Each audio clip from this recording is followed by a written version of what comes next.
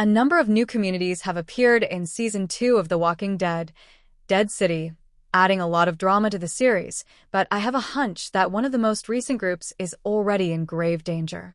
Season 2 of the spin-off has continued to build on the first season's emphasis on Manhattan's many distinct settlements, of which the Dama and the Croats Barazi were by far the most potent.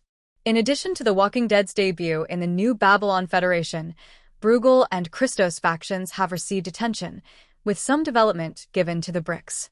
All of these groups may experience issues at the end of Season 2 or possibly in a third season, but I'm most concerned about one of the show's newest communities. The Walking Dead's Central Park group is much more exposed than the Dama and Bruegel settlements, which appear heavily fortified and populated by soldiers, especially given their unique way of life, which views death as a fresh start that shouldn't be feared. With New Babylon temporarily taking up residence in the community, I'm not sure the faction will survive for very long. The people of Central Park and Dead City are very welcoming and friendly, but I fear that New Babylon will destroy them.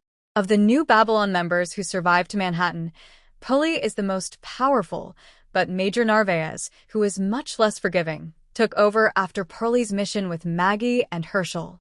She had already hinted at the possibility of occupying the Central Park group by force, a strategy New Babylon had previously employed to force other communities to join the Federation, but Pulley, as the commanding officer, cut the plan off.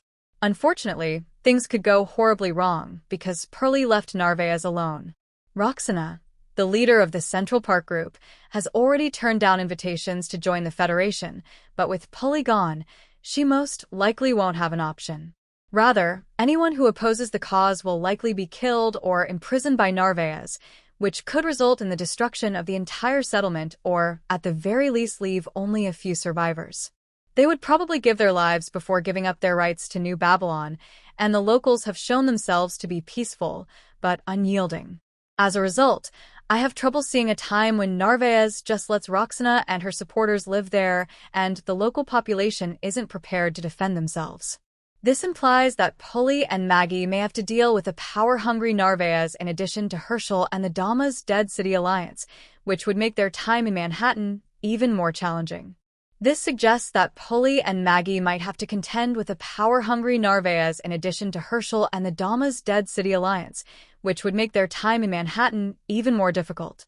Consequently, I find it difficult to imagine a time when Narvaez simply allows Roxana and her supporters to reside there, and the locals aren't ready to defend themselves.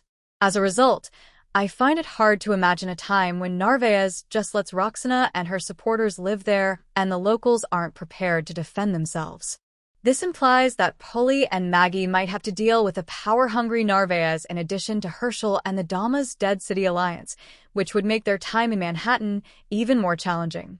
The dangerous setting also makes it the kind of safe haven that other groups will undoubtedly not try to approach, and characters like Roxana feel like they still have more to offer.